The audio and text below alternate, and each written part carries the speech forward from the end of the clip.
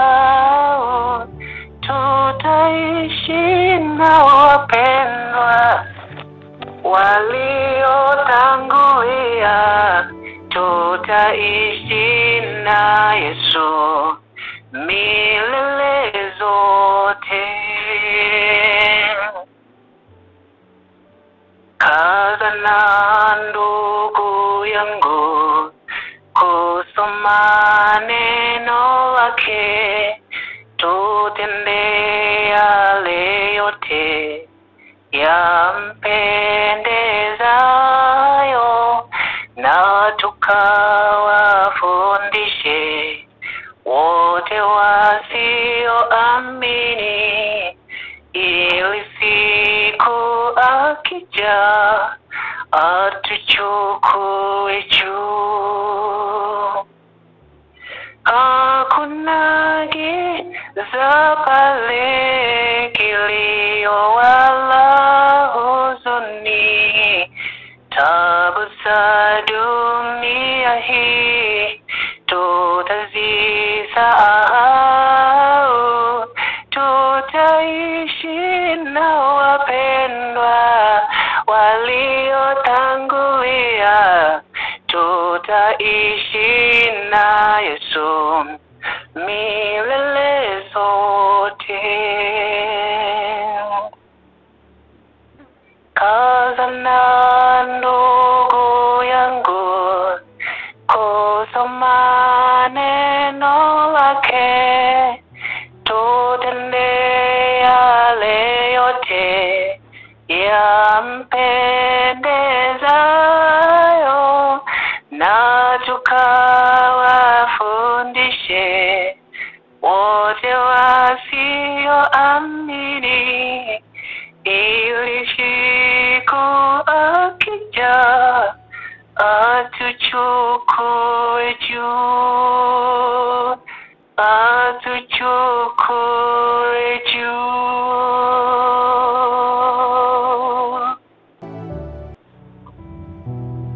Amina. Amina, amina. Amina, amina. Barikiwa sana mtumishi.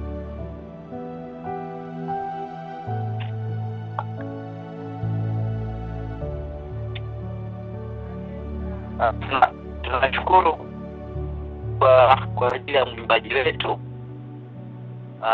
Mungu akubariki na azidi kukutumia kwa kutumishi wake. Basi moja kwa moja nipende kumkaribisha pasta kwa ajili ya somo la mchana wa leo. Karibu sana pasta. Bwana Yesu asifiwe. Amina. Amina. Naam, tunazidi kumshukuru Mungu sana kwa kutupatia nafasi ya pekee tena kujumuika pamoja katika mfululizo huu wa maombi kwa ajili ya kujiandaa pia kwa effort na kuiweka mikononi mwa Mungu. Tumekuwa na mada kuu ambayo inasema nitakwenda ni watafute wasioweza. Hiyo ndo mada yetu kuu, na somo lina kichwa kinachosema tumeitwa kuwa wajumbe. Tumeitwa kuwa wajumbe. Wapongeze wale wote ambao wamehudumu pamoja nami, pamoja na mwimbaji Mark. Mungu akubariki sana. Nashukuru kwa huo wimbo ulio mzuri, lakini pia kwa wale wote ambao tumeshiriki katika wimbo wetu ulio mzuri. Nitakwenda kuwatafuta waliopotea. Hivyo basi niwaalike katika wakati huu kwa ajili ya somo hili, na niwaalike tupate kuomba. Basi tuombe. Baba yetu na Mungu wetu wa mbinguni, tunashukuru kwa nafasi ya pekee. Shukuru kwa namna ambavyo umekuwa mwema kwa kila mmoja, hata kwa kumpatia nafasi ya kujumuika kwa njia ya mtandao. Mungu wetu wa mbinguni, kuwa nasi kwa kila ambacho umekusudia, kipate kuwa afya na kikapate kutufunulia, Bwana, kikapate kuangaza akili zetu ili kutambua namna ambavyo tumeitwa kuwa wajumbe. Kuwa nasi kabisa wote, na hata effort mikononi mwako na maandalizi yake yote. Ndivyo tunavyokuomba ni katika jina la Yesu Kristo, amina. Amina. Naam, nadhani tunasikilizana. Ndio. Nione kama tuko pamoja. Basi jambo jema. Naam, kama nilivyosema, somo linasema ya kwamba tumeitwa kuwa wajumbe. Kipindi fulani Yesu anaondoka, aliwaambia wanafunzi maneno mazuri. Ukisoma Mathayo 28 na ule mstari wa 19, kuanzia mstari wa 18 mpaka 20, ni maneno ambayo Yesu anayatoa kwa mara ya mwisho kwa wanafunzi wake kabla hajapaa. Na anasema ya kwamba Yesu akaja kwao, akasema nao, akawaambia, nimepewa mamlaka yote mbinguni na duniani. Mstari wa 19 anasema, basi enendeni mkawafanye mataifa yote kuwa wanafunzi, ukiwabatiza kwa jina la Baba na Mwana na Roho Mtakatifu, na kuwafundisha kuyashika yote niliyowaamuru ninyi, na tazama mimi nipo pamoja nanyi siku zote hata ukamilifu wa dahari. Hata miisho ambayo iko mbele yetu. Na ukisoma mstari wa 18 ni uhakikisho, assurance, uhakika ya kwamba Mungu ndiye mtawala, na tunaagizwa kuwa wajumbe na aliye mkuu, aliye mtawala, mwenye mamlaka duniani na mbinguni. Na anatuagiza tukafanye hivyo, ya kwamba tukafanye kuwa wanafunzi. Wapo watu ambao wamepotea kwa namna mbalimbali, na kwa kuwa dhimu yetu ni kwamba nitakwenda kuwatafuta waliopotea wamejumuika sasa kwa muktadha wetu. Wapo aina nyingi, na fafanuzi yake unaweza ukaipata katika habari ya historia ya yule kondoo aliyepotea. Ukisoma Luka 15 mstari wa 4 mpaka wa 7, huyu mwanakondoo yeye hakujua kurudi nyumbani, kwa maana ya kwamba alikuwa nyumbani lakini akaondoka, lakini hakujua kurudi nyumbani. Mtu aliyeamini alafu akapotea kurudi nyumbani, huyo naye ni sehemu ya watu waliopotea. Lakini yupo mwana mpotevu, Luka 15 mstari wa 11 mpaka 24.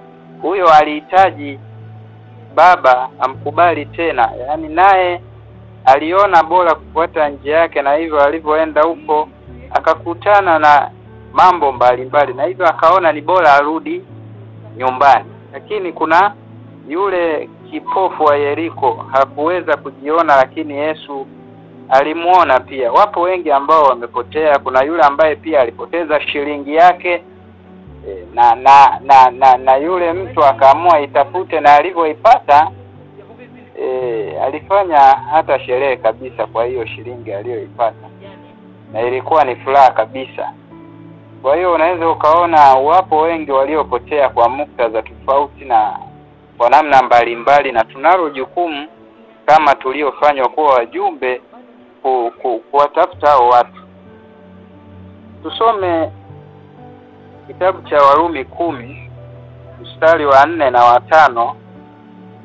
Ni maneno ama kama maswali ambayo yamewekwa hapo katika kitabu cha Warumi 10 mstari wa 4 na wa 5. Anasema ya kwamba kuanzia mstari wa Warumi 10 mstari wa ngoja niangalie hapa.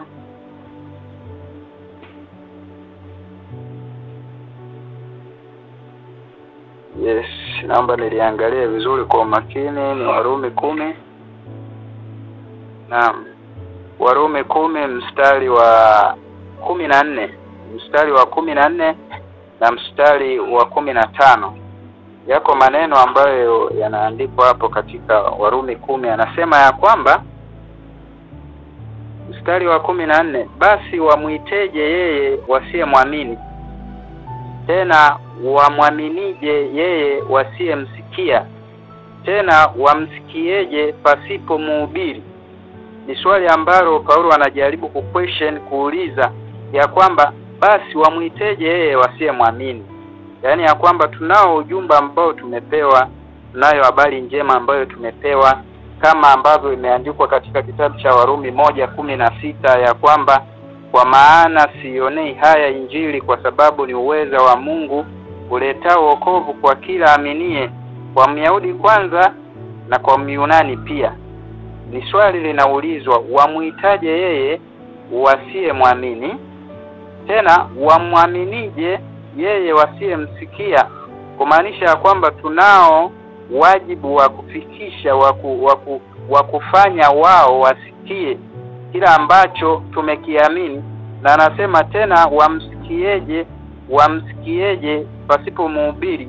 Kwa maana ya kwamba tumeitwa kuwa wajumbe kufikisha habari njema kwa watu wote, kwa watu waliopotea pia, ili kwamba wapate kurejea. Na hivyo wawezi wakafanya hivyo ikiwa sisi ambao tumeamini kwanza na sisi ambao tumeokolewa kwanza kama hatujafanya hatua. Na anaendelea kwa kusema tena, wahubirije wasipopelekwa? Kama ilivyoandikwa, ni mizuri kama nini miguu yao wahubirio habari ya mema. Ni mizuri kama nini miguu yao wahubirio habari ya mema. Na hapa kuna mambo ya kuzingatia. Jambo la kwanza ni sisi kutumika kama wajumbe wa Mungu, lakini jambo la pili ni sisi wenyewe kutumwa na mjumbe. Mstari wa 15 anasema tena wahubirije wasipopelekwa. Sawa, tutahubiri, lakini imetupasa sisi kwenda kwa ajili ya kufikisha huo ujumbe, na imetupaswa kuhubiri kwa sababu tumeagizwa na yeye ambaye ni mwenye Injili. Na hivyo sasa inabidi tufanye kazi kubwa kwa ajili ya utuma ambao uko mbele yetu, kama Kristo ambavyo anatuahidi na anatupa assurance ya kwamba tazama nitakuwa pamoja nanyi hadi ukamilifu wa dahari. Kwa hiyo ni jukumu la kila mtu, jukumu la kila kijana, na ndio wito ambao tulioitiwa. Ndio wito ambao tulioitiwa. Kwa namna mbalimbali mtu anaweza akasema labda kwa sababu siwezi, yani kwa maana ya kwamba tunajilevel up, tunajigrade sisi wenyewe ya kwamba kutokana na jinsi nilivyo siwezi kufanya jambo fulani, ama sina uwezo wa kufanya jambo fulani. Lakini Kristo anayetuita, yeye anahitaji atumie hicho tulicho nacho, ikiwa hata ni fungu moja, ikiwa ni nguvu kazi zako, uwepo wako, kwa namna yoyote, kwa kadiri ambavyo Mungu amekubariki. Mungu bado anatuita tukafanye. Na nakumbuka swali linaulizwa kwa ni Isaya kama sijakosea, kwamba ni mtume nani naye ni nani atakaye kwenda kwa ajili yetu, ndipo akasema nitume mimi Bwana. Kwa hiyo tunao wajibu. Mungu yeye uwezo wa kushuka nao na kufanya Injili, lakini sisi binadamu tumechaguliwa kuwa wajumbe, na hivyo hatupaswi tu kwenda, lazima kuwe na maandalizi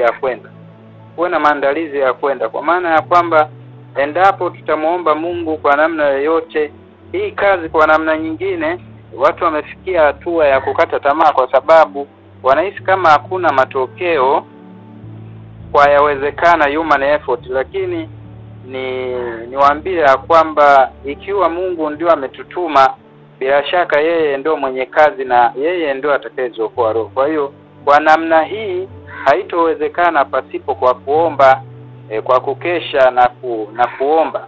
Hivyo ndivyo tutaweza kufanikisha yale yote ambayo Mungu amekusudia. Uwanja ni mpana, watu wapo wengi wasiojua Injili kwa namna yake, kwa sehemu yoyote ile. Nimfikiria ama piga picha angekuwa ni ndugu yako na unaambiwa ya kwamba ataenda kuungua motoni, ni kitu gani ambacho ungefanya? Kwa namna yoyote ungetumia kila namna. Ama piga picha huko unapita unasikia watu wananong'ona juu ya rafiki yako ya kwamba leo usiku tunaenda kumwangamiza mtu kama huyo, ya kwamba tutakapofika pale tumkamate, tumuue ili tumalize jambo letu. Na utagundua ya kwamba kama binadamu, kama rafiki, ungeenda kumuokoa yule rafiki kabla hajafikiwa na hao watu ambao walikuwa wanajadiliana hivyo. Na hivyo basi hata ambao hawajui habari za Yesu bado wanahitaji uwepo wako, wanahitaji imani yako, wanahitaji ushiriki wako ili upate kuokoa wale watu. Ni kwamba shetani amewafunika kwa namna mbalimbali, ametufunika pia sisi ambao ni wapeleka injili, tusione hata thamani ya sisi kujitoa kwenda kuwasaidia. Na kuna furaha kubwa endapo kama vijana tutajitoa kwenda kuwasaidia vijana wale ama ndugu wale. Huwezi jua, sio mzazi wako lakini ni mzazi wa mtu fulani akiokoka na familia yake ikiokoka, ama ni mtoto fulani, kijana fulani wa familia akiokoka na familia yake kuokoka, utakuwa umetengeneza misingi mizuri ambayo ndiyo wajibu wetu ambao Kristo anahitaji. Kwa swala zima la kwenda kuwatafuta waliopotea ni kwa sababu pia ya upendo ambao Kristo alituonyesha kwetu, kujitoa kwa ajili yetu na hivyo kufa kwa ajili yetu. Yeye ambaye hakuwa dhambi akafanyika dhambi kuokoa wenye dhambi. Ilikuwa ni jambo ambalo sio rahisi, na huyo ndo anatupa wajibu sisi wenye dhambi ya kwamba kwa kuwa tumemwamini yeye ambaye alikufa na akafanyika kuwa dhambi kwa asiye dhambi, akafanyika dhambi kwa wenye dhambi ikiwa hakuwa na dhambi, basi tunao wajibu wa kufanya pia kwa kuwa tunamwamini Yesu, ili kwamba tukawafikie wale ambao bado hawajaipata hii habari njema kwa namna yoyote. Na hivyo hatuna budi kuomba Mungu uwepo wake uwe nasi, atusaidie katika hatua zote. Hubiri lako leo, uwepo wako leo hautobaki, utakuwa ni kuongoa roho ya mtu fulani ambaye Yesu amekuwa akimsonga kwa mafundisho tofauti. Kwa hiyo kama vijana, kama kanisa kwa ujumla, tuna wajibu mkubwa wa kufanya na kwenda kuwaokoa ndugu zetu, marafiki zetu kwa namna yake. Na hivyo ndivyo Yesu anahitaji, kwa sababu sio rahisi. Kwa hiyo upendo wa Yesu ambao unatubidisha utufanye tuwie pia kushiriki kwenda kufikisha ujumbe huo, kwenda kufikisha imani hiyo kwa wale watu wengine. Lakini pia ni sehemu pia ya kutimiza kusudi la Mungu, na hakuna mwingine ambaye angeweza kufanya hivyo, ila ni Mungu ametuchagua tulio vijana ili kwamba tupeleke injili. Yesu alifanya mengi kwa wakati wake. Alimtembelea yule mwanamke Msamaria kisimani, ile ilikuwa ni injili. Alienda nyumbani kwa Zakayo, hiyo ilikuwa ni injili pia. Alimgusa mwenye ukoma, hiyo ilikuwa ni injili. Aliwaombea waliompiga msalabani, hiyo ilikuwa ni injili. Kwa hiyo nasi tumeitwa, ni wito wetu, tunapaswa kwenda kwa vijana waliopotea, ndugu waliopotea kwenye ule mji, kwenye lile kabila, kwa namna yoyote ile. Kuna watu wengi wana matatizo. Tunaenda na uzuri, tunaenda kwamba tunaenda kutoa huduma mbalimbali. Kuna watu wamechanganyikiwa tu na madawa ya kulevya, lakini pia wanahitaji ushauri kutokana na tamaa za ulimwengu. Yawezekana asibatizwe kwa wakati huo, lakini uwepo wako na ushauri wako ukamwokoa nafsi yake na kufaa hata kwa ufalme wa mbinguni. Na hivyo tunapaswa kwenda kwa waliovunjika moyo, maskini, wagonjwa na waliotengwa. Wapo, tutakutana nao. Hatuna budi kufanya hivyo kwa sababu ndio utuma ambao kwetu sisi tumeitiwa kuufanya. Kwa hiyo niombe ya kwamba Mungu atusaidie ili kwamba tuweze kufikisha ama tuweze kufanikiwa katika kusudi hilo ambalo Mungu ametuwekea mbele. Yesu alitoka mbinguni kwa ajili yetu tuliokuwa hatuwezi, na kwa kweli tulikuwa hatuwezi, na yawezekana dunia ingeangamia. Huyo anatuagiza nasi tuende. Sio tu kukaa watu waje, lakini tumeitwa kuwafikia kwa upendo na huduma zote ambazo zitajitokeza. Labda tu itoshe kusema hivyo, lakini Mungu atusaidie. Na kuna mtu hapa ambaye anasema moyoni mwake, mimi pia nitakuwa miongoni mwa ambao, ama nilikuwa miongoni mwa wasioweza kwa namna fulani. Yawezekana tulikuwa kwenye hiyo njia ya wasioweza, lakini Yesu alinipata, nasi hatuna budi kwenda. Lakini wapo ambao kwamba tunasema kwamba Mungu atusaidie ili nasi tuwafikie wale ambao hatuwezi. Sasa Bwana anasema nenda na wewe uwatafute wengine. Je, utajibu nini pale ambako Yesu akijitokeza na kukuuliza, mwanangu, kuna watu ambao wanatakiwa uwafikie mchango wa hela? Unaweza ukamwambia nini Bwana kwa namna yoyote? Kwa hiyo tusijione ya kwamba hatuna cha kupeleka, tusione ya kwamba hatuna cha kutoa, lakini kwa jinsi tulivyo na kwa kadiri ambavyo Mungu alituwezesha na kwa jinsi ambavyo ametupatia, kwa namna yote alivyotubariki, shika ulicho nacho mkononi na umwambie Yesu ya kwamba nitaambatana na wewe, nitakwenda na wewe kuwatafuta wasioweza, nitakwenda na wewe kuwatafuta waliopotea. Hilo ndilo jukumu letu, na Mungu atusaidie sana. Mungu awabariki sana. Mungu atutie nguvu ili kuweza kufikisha kusudi lake kuu na lengo lake kuu katika kufanikisha utume huu katika ulimwengu huu. Mungu awabariki sana. Amina. Amina. Amina. Amina sana. Amina sana. Tunashukuru kwa neno hilo zuri la kututia moyo kwamba tumeitwa kwa ajili ya kazi yake. Kwa hiyo kila mmoja ana wajibu wa kujihusisha kwa namna moja au nyingine. Mtumishi, barikiwa sana kwa neno hilo. Amina sana. Tunapoelekea mwishoni mwa vipindi vyetu, ni muda sasa kwa ajili ya maombi, na tutaendelea na maombi ya kuombea effort ambayo iko mbele yetu. Lakini pia kuna maombi ambayo tutaendelea kuombea vijana kwa ujumla kuweza kushiriki kwa namna moja au nyingine. Lakini kama kuna maombi ambayo kiongozi wetu Kalonga ameweza kuyapokea kwa ajili ya vijana, ningeweza kumkaribisha kama yapo, ili tuweze kuyajumuisha, tuendelee kuyakabidhi mikononi mwa Bwana. Na kabla mnenaji hajatupatia ombi la kufunga, tutawakilishwa na watu wawili katika maombi ya mchana. Pastor Bukelebe atatuombea pamoja na Madam Kezia. Kwa hiyo nimkaribishe kiongozi Kalonga kama kuna maombi mengine nje ya kuombea effort na kuombea ushirika wa vijana katika effort, kama yapo mengine aweze kututajia ili hao wapendwa waweze kutuwakilisha katika maombi.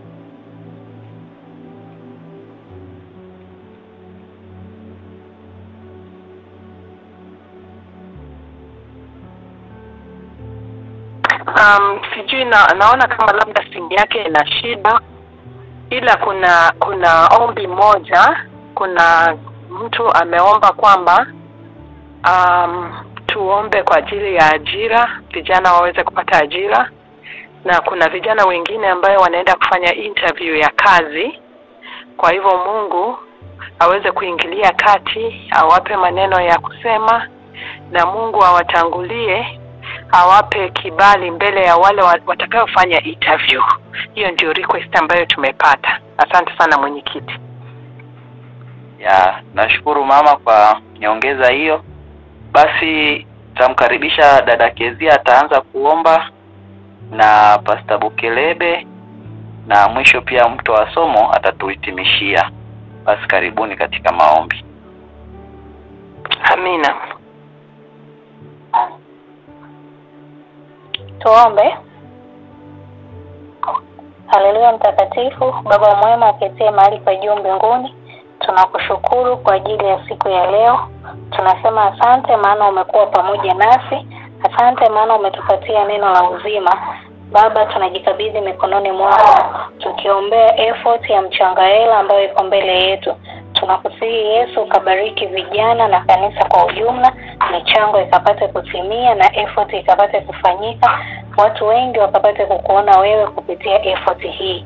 Lakini Baba, tunawakabidhi mikononi mwako vijana katika kanisa letu, wako wenye changamoto ya ajira, wapatie ajira, wako ambao wameomba kuondoa kwa habari ya kufanya interview. Yesu ukawe pamoja nao, kila wanalolihitaji wakalipate sawa sawa na mapenzi yako. Tunakushukuru maana utakuwa pamoja nasi wakati mwingine utakapokutana kwa ajili ya ibada kama hii. Endelea kuwa na kila mmoja wetu, kwani tunaomba na kushukuru katika jina la Yesu. Amina. Amina. Amina.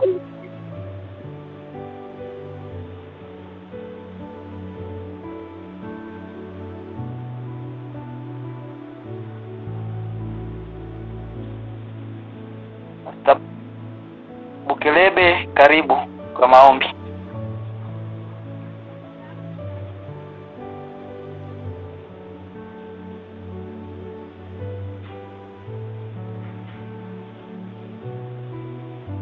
Ya, basi kwa kuwa yuko mbali, nimkaribishe dada Naomi. Tuombe. Haleluya. Mtakatifu wa Mungu, tunasema asante kwa sababu wewe ni mwema. Tunasema asante kwa sababu unatusikia katika unyonge wetu, katika shida yetu, na uko tayari kutuokoa. Tunasema asante kwa sababu mkono wako ni mkono hodari ambao unatuchukua katika changamoto zote na kutuepusha nazo. Tunasema asante kwa sababu uko tayari kutusikia. Hata pale tunapokwama unakuwa tayari kutuinua. Baba, tuna effort wiki ijayo. Tunakuomba pate kutusaidia katika maandalizi tunayofanya. Na pia ukaandae roho zako, maana Biblia inasema mavuno ni mengi lakini wavunaji ni wachache. Na wewe Bwana wa mavuno utume utenda kazi ili wapate kufanya kazi yako, hatimaye mwisho ufike. Baba, tunaomba kwa ajili ya vijana wanaotafuta kazi, upate kuwapatia wenye shida mbalimbali kaonekane. Lakini Baba, vijana waliopitia changamoto, misiba ni mingi. Wengine tumefiwa, wengine tuna changamoto mbalimbali. Yesu, nenda kaonekane, ukagange majeraha na kutupatia furaha katika maisha yetu. Baba, tunaomba kwa ajili ya kanisa zima tunapoingia shambani mwako wiki ijayo na wiki itakayofuata. Baba, naomba ukapate kuonekana na kututendea sawa sawa yako. Tunaomba tukiamini tena na kuzidi kwa Yesu Kristo. Amina. Amina. Amina.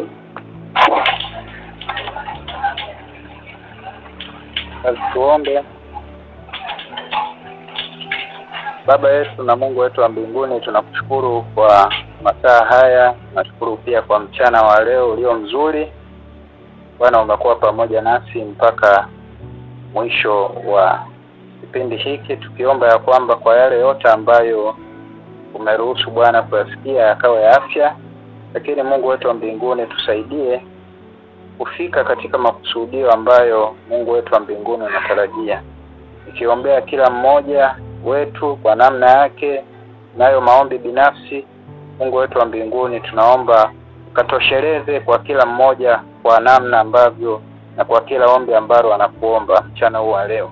Lakini Mungu wetu wa mbinguni, kiomba ya kwamba ukatuongoze katika njia inayofaa, katika unyenyekevu mkuu, kuwa na upendo, hata kufikisha ujumbe ambao Bwana umekusudia ufike kwa watu wako. Kiomba ya kwamba Roho wako Mtakatifu akaandae mioyo yao, na zaidi Bwana jina lako likatukuzwe.